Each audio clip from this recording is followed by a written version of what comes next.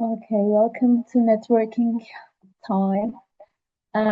We sent a mirror link before. You may not have time to have a look at it. That's why I will just share it from chat area and talk a little bit about it, and then we can talk. We have some guiding question for that session, but we open this floor to everyone. But mainly what we thought, how can we start or somebody start using ST or SD in classes, or what kind of challenges did she or he may face. That's when we can talk about it, or maybe you can ask questions or share your ideas. But before that, for networking lunch, I will just show you the mirror area. And then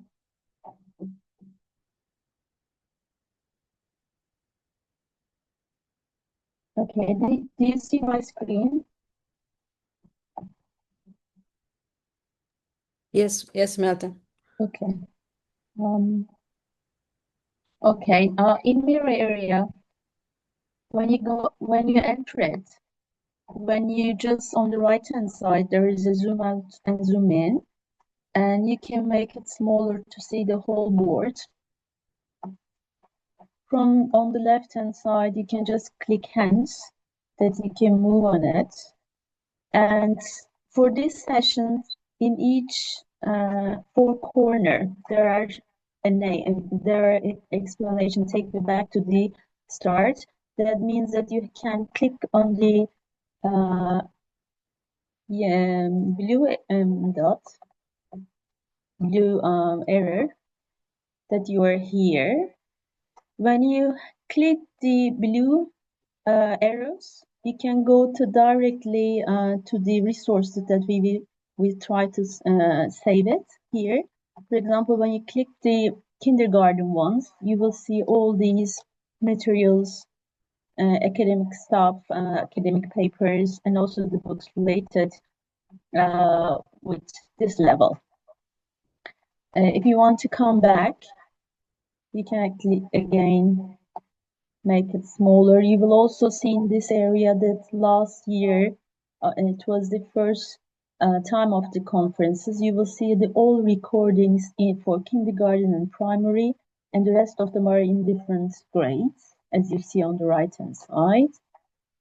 When you come back here,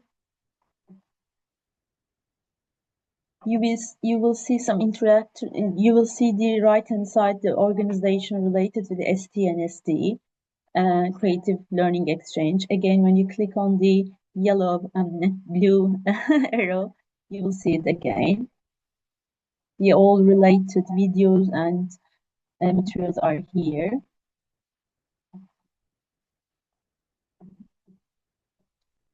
Lastly, on the right hand side, you will see the introductory workshops. That in each level, there are small videos that can be used as resources for introductory for teachers. We are trying to collect all these things to help you more, that we can also make some addition on it that we want to show you.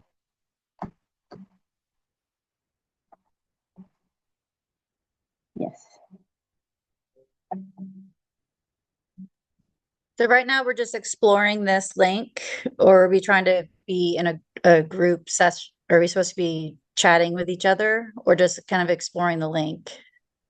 The link is just for future, or Okay. just we want to send it before, but we may not recognize it, and that's why we just wanted to show the resources that we uploaded there for future. Now we are trying to collaborate and meet each other in that sessions. What would you like to take floor? And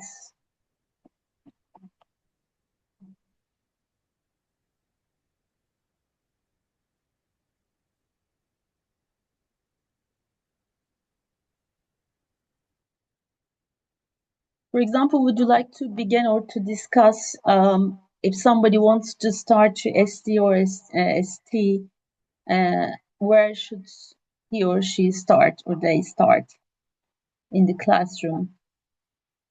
Do you want to share this, or challenges according to all experiences that you have here, all participants have?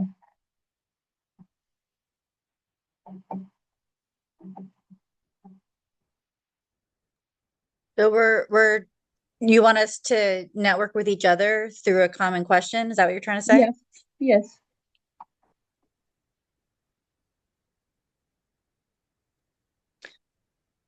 I think if I don't know, I feel like I keep on coming back to assessments. Mm, And where in the United States, what schools are really focused on.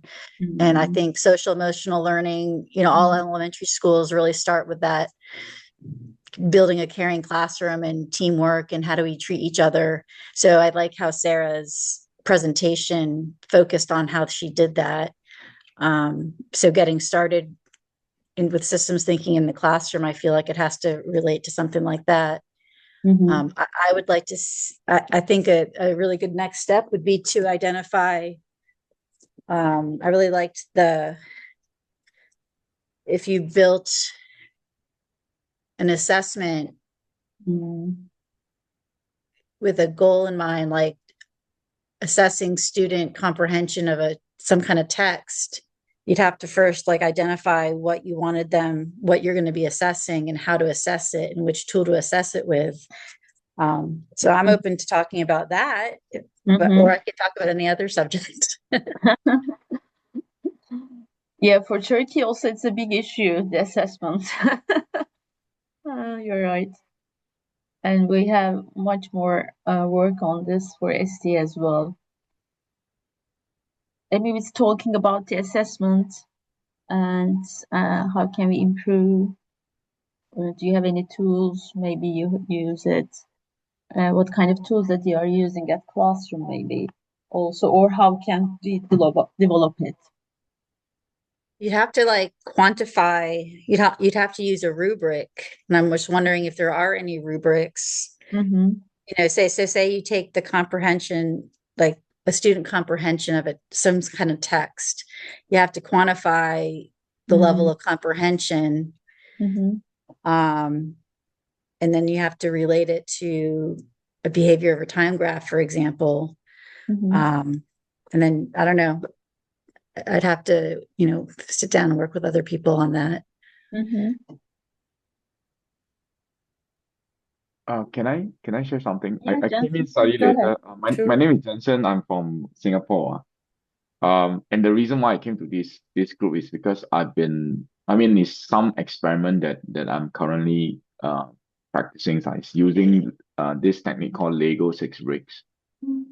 I use a series of Legos activities, right, integrated with the system thinking habits card, to try to see how it manifests through the process of play, right? How the children are actually embracing some of the key habits of the system thinking habits. So I use it for leaders as well, when I'm teaching system thinking habits, but I've been trying to create a set of all different activities, play activities that I could use, that will then be able to link to one or more of the system thinking habits cards, the 14 system thinking habits. I assume you guys know, you guys saw that one of the resources is there. So the idea here is, I could, if there's a way of assessment, right? My idea was we could do a video of how they were playing, and in the process of playing and conversing with each other, there are elements of embracing the habits being exhibited in the process of play. And that could be an evidence of embracing the habits. And if you do it over a period of time, you see that habits stick. And if the habits stick, I could conclude at least, say that habit is now part and parcel of that child. And then you can progressively see how it works. Yeah. So that's just my idea. Right now I've created and designed quite a fair number of activities that I'm testing in different contexts. Yeah. Just want to Some of Jensen, share. your No, yeah, go ahead, Anthony. I was just curious, could you share like one really good activity or your Okay, favorite activity that you do with so kids? for example, if I have six, of course, if they're younger, they are the letter bricks I'll use. So let's say I do for lower primary, I can use three bricks. And what I can do is, let's say, for example, one of the habits is consider short-term, long-term, and unintended consequences of actions. Mhm. I can group the students into a group of three or four. So 3 or 4 person will group. They will take three sets of bricks. I gave them three different ways of building this. So for example, one way is like that. Example, one way Mm-hmm. could be like that. Another way could be like that, right? And then another way could be like that.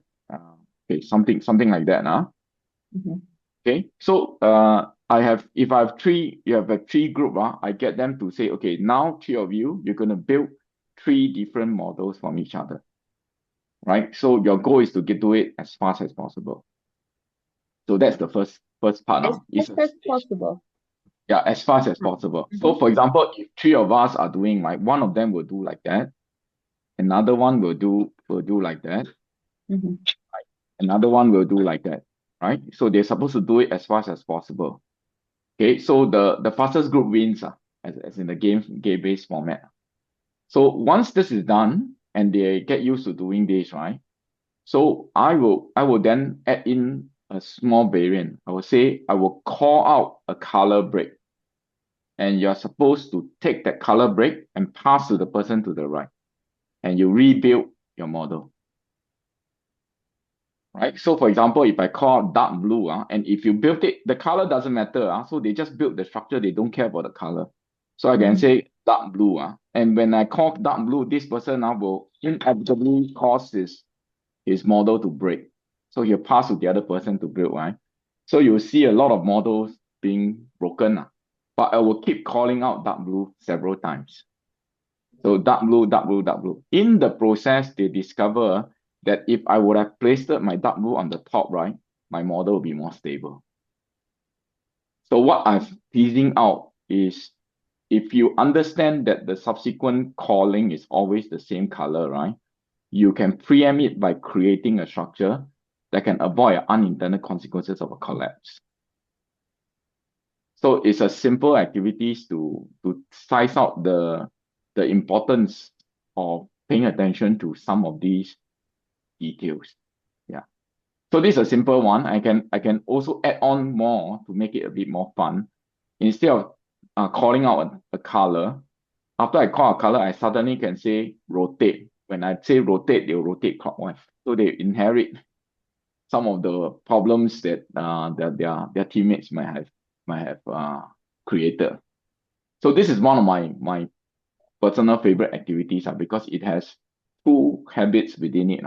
Consider short-term, long-term unintended consequences of actions, and there's an element of check results and change your actions when necessary. So you constantly, become familiar with, noticing certain pattern and then create a structure that has minimal unintended consequences. Yeah, so this is just one example. Yeah. For Sarah, you have a question? Yeah, it's kind of an add-on, like a build-on.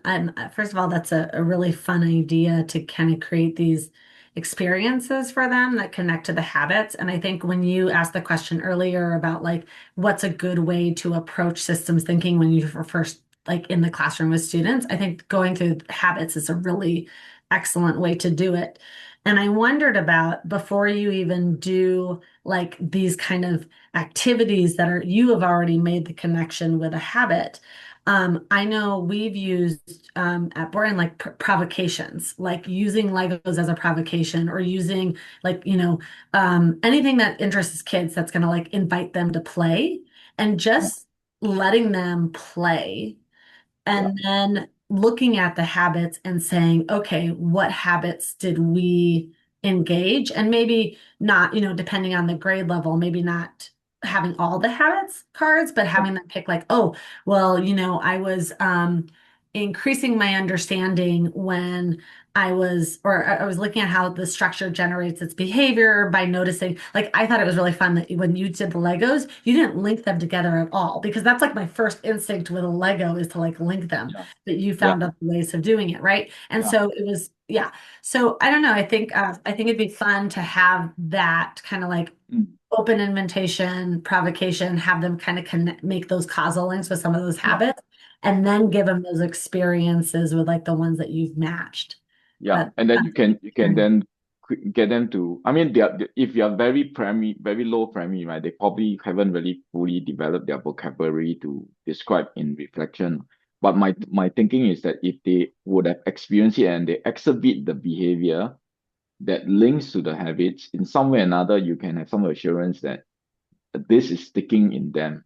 But when they go higher primary, they have the language capability to share, right? Then that's where you can use the card as a way to engage them. So maybe some activities you only do one or two cards and you share these are the two things which one do you think came out in the activities. So then they in an experiential form, right? They actually embrace the habits and they've realized, hey, this habit is actually not only fun, but it's important for me to remember. And then if you have a series of different activities constantly hitting the habits over a period of time, then it becomes a habit for them to think that way or to behave that way. And so then the habits become who they are. learn through experience. That's my because I'm trained in this Lego 6 bricks. So I've been using this in a wide variety of contexts from preschool all the way to elderly. And so I'm always thinking about how to fuse it with the system thinking habits card so that it allows it to stick. I do this for adults as well and they like it. Yeah. So yeah, this is just my sharing. I wonder whether anyone have tried this sort of interventions before, or maybe you have some comments about what I'm trying to do lah. Yeah. Just what I thought when you were talking about, I know 6 bricks, but I never thought that they can be a part, integrated for our habits. That's very good. And how do you, for example, you are recording the students' engagement, Yeah. and then how you are evaluating it that they reach the goal. I mean the habit. No, to be honest, I haven't. I have played 6 bricks with the very young children, but I do this more like a holiday program. I don't. I'm not a preschool teacher. I actually teach in the universities. Mhm. But I'm just very intrigued by how this play-based form, right, can really engages the students unknowingly thinking in systems, and that's my whole idea. Just by doing the play itself, they are actually embracing part of the habits, and that has been always something that is on my mind. I'm trying to create. In fact, I created probably about 20, 30 activities. Some tested with children, some tested with leaders, and I'm fine-tuning along the way. This particular activities that you have seen actually went through a few iterations of testing with different audience before I came out with this form. But the idea is to test it out in an iterative form so that it becomes something that is not only scalable from preschool, but all the way it could be for adults as well. So then it becomes a very comprehensive play-based learning for system thinking habits. Yeah. And that's my kind of like my daydream, if you ask me. Yeah. Super. You Yeah. should write it. Amy, I think you wanted to share. You want to ask questions. Amy you're muted, Amy. Yeah, you're muted. Yeah. Well, I was just when you just had a question and a couple of questions. So when you have them say for example, when you have them pass the brick and some people's may have toppled over. Yeah. What's the next step? Are they then do they have another time session or to build So you always have an intermediary break until everybody complete. So the idea, although you tell them fastest team win, but you don't really say who we walk who. If you want to, you also can. But the idea is, okay, I call out dark blue. You're supposed to pass it to the next, and you quickly build your model, right? Until everybody completes, right? Then you might have some people who was very fast in the first run, but when you call the dark blue, it's very slow. Then they start to realize, oh, okay, I'm slow. Why am I slow?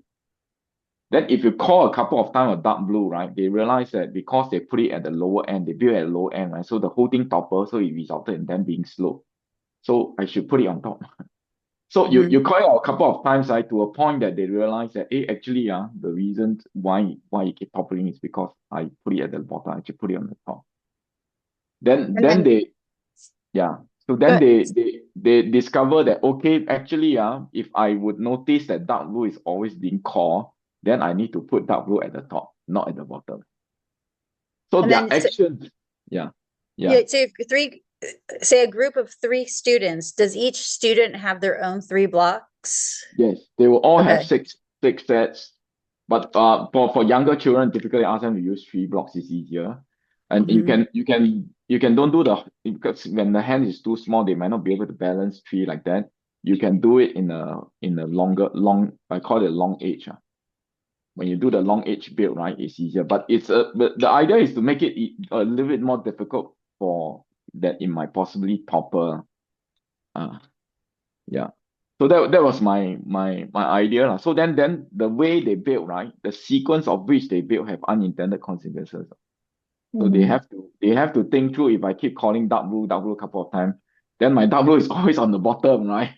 Then you always fall, right? Then you always be the slowest to complete. So I start to embrace the idea that, okay, dark blue has to be on the top. Yeah.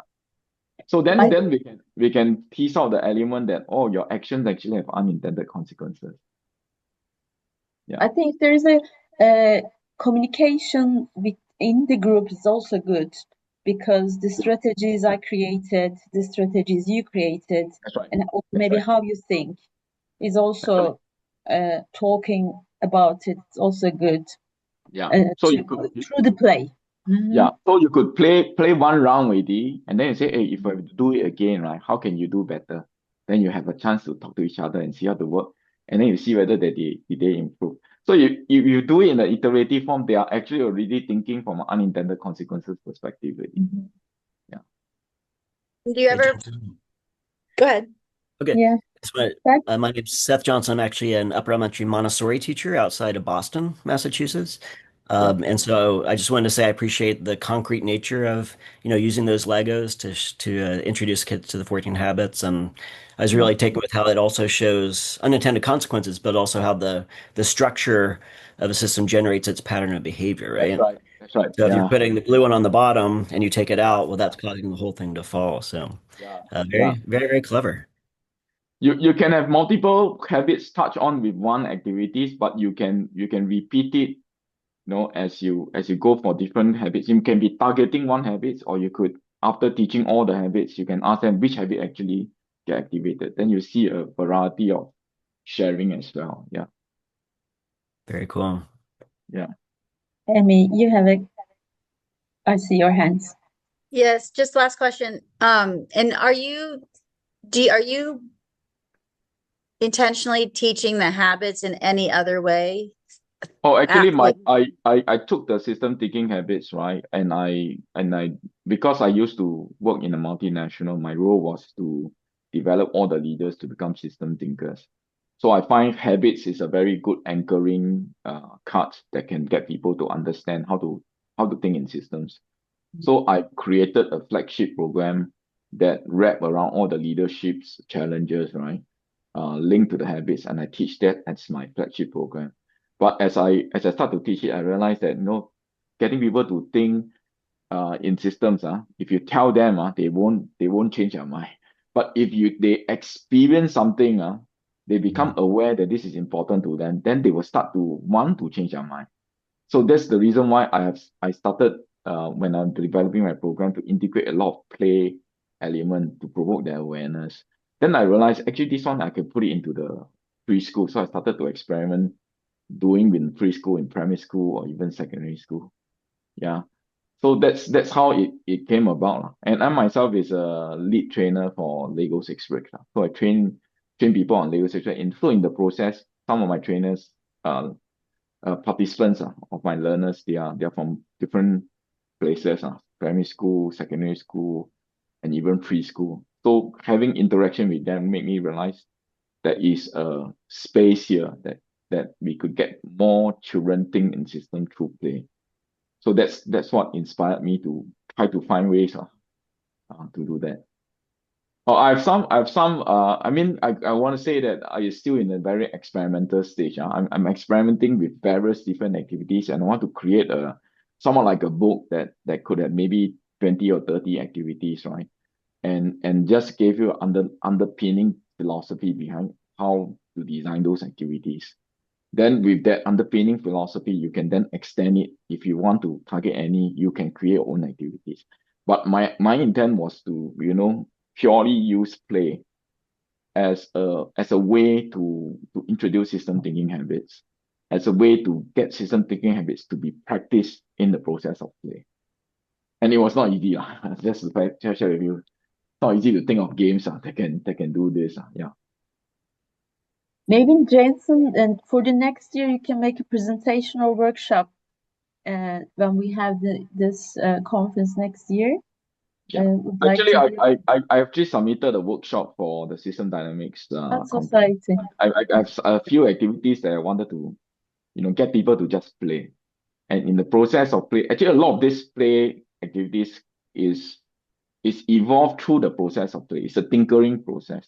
Only when you play, then you realize, hey, this one I need to adjust my instruction. The color needs to change and whatever the case may be. So I've actually submitted a workshop for the coming System Dynamic Society conference. And if you are there, you can consider joining the workshop. We can all play together. Super. Yeah. Do you have any suggestion for all members, for all participants, or do you want to take something to the floor to discuss? Or if you don't have, we can make a little bit break. Maybe you need it for all of us.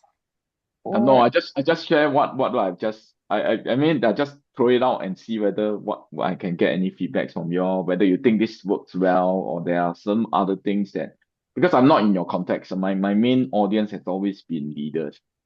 But because I do a lot of play, so I wanted to go down to the primary schools and the preschools. One thing that I like with the younger kids is, well, obviously picture books. But one thing that I did, I think it was 3rd through 5th grade, was I did a lesson, and they had a week. It was more like a scavenger hunt for the habit. So they had a habit on a poster board, and then the kids had 1 week to find examples of the habit in their own life, and then they would write it underneath the habit. So then they're like connecting it. It forces them to be thinking about it every day, because they have to find an example from their real life, and then they write it on the little poster board underneath the one habit, an example of how that showed in their life. So I like that idea too, especially for the younger kids. Which actually that's good for everybody. Be good for grown-ups. How do you explain the habit? Because to do it, they already a little bit know about the habit. Do they understand directly when they read it, or do you have an extra activities for understanding? When I did the water center, I did the facilitators training, and my mentor was Tracy Benson, and then she explained it. I really like the way she explained it. And with the younger the kids, we didn't call them habits of a systems thinking. We called it story cards. And then they tell a story. So depending on how many kids you have, you either present all of them or like half of them, the ones that are very more concrete. And a group of 2 would or maybe one person would pick one card, and then they would look at it, and then they would share what story they think that picture was telling. And then that's for me, that's the best way I've introduced it, by calling them story cards and having them just look at the picture, because they're forced to observe the picture, and then they explain to other people what they think the story is. So that's how I like to introduce the habit cards. You can very easily enhance it by getting them in as when you're just sharing some of the key stories, right, to make use of the bricks to do something. So then there's a tactile, there's an emotional aspect, then they can remember the story much more deeply. Mhm. Okay. They could, I don't know if this is what you just said, but if they had the 6 bricks, and they have one habit card, they can look at it, and then when they share the story of your card, they can use the bricks to show the story. So for example, the blue brick could be the dad kneeling down, and then the red brick could be the little kid that he's listening to, and then the green brick could be like something that they're pointing at, and then they could use the bricks as the figures in That's right. explaining Yeah. the card, the story. Taking Yeah. part in the story directly. Yeah. That's Super. right. And then if you can also ask them to recall. For example, you tell the story, right, and you deliberately embed like blue kite, right, dark green glass, right. Then you ask them, okay, what are the colors that came out? Then they start to pay attention to the story so that they can spot which are the colors that came out and which are the colors that didn't came out. So it not only just embrace the system stories, but it also help to develop their executive functioning skill all at the same time. So for the development, right, it's like multiple development of skill all at the same time. Yeah, if we could document that, that'd be amazing. Do you Jason, do you document your things? Like, do No, you have actually, like a website? Lego Six Bricks by itself, all the activities already are engaging the children in executive functioning skill development.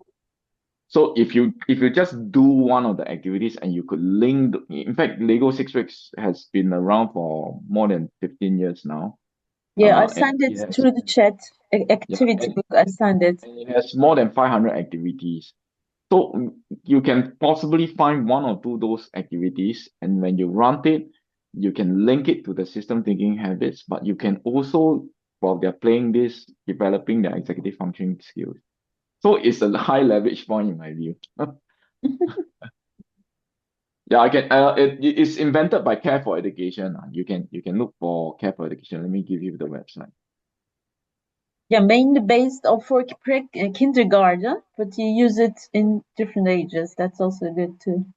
Yeah, it can train students executive functioning skills. It has been dovetailed for developmental skill as well. So math, social emotional skills, numeracy skill, physical skills. So yeah, so there's so many activities targeting on each one of them. So I'm bound to be able to find things that in your day-to-day teaching, if you do it, you can link it with system thinking. It just compositely it's fun. So they are embracing and learning it while they're playing. Yeah. That's always been my dream. I mean, to be able to learn something when you're playing, rather than you have to play and then no, come back to the classroom, let me teach you. Yeah, the kids will Learning through never sit still, right? experiences. Kids will never sit still and wait for you to teach, right? So the composite one is usually the way that I personally prefer. But it's not easy to design. Sure, experiential learning. Super. Something? Do you have any? In 9 minutes, we will be in main gate for the plenary session, new plenary session. Do you have any suggestion for that session or any idea? Okay, let's meet in the main gate. Yeah. By logging out from the breakout room. Thank you very much for all Okay. participants and engagement Thank you. and wonderful ideas. Thank you. Thank you, and see you. Thank you. See you. Okay. See you in the So, main gate.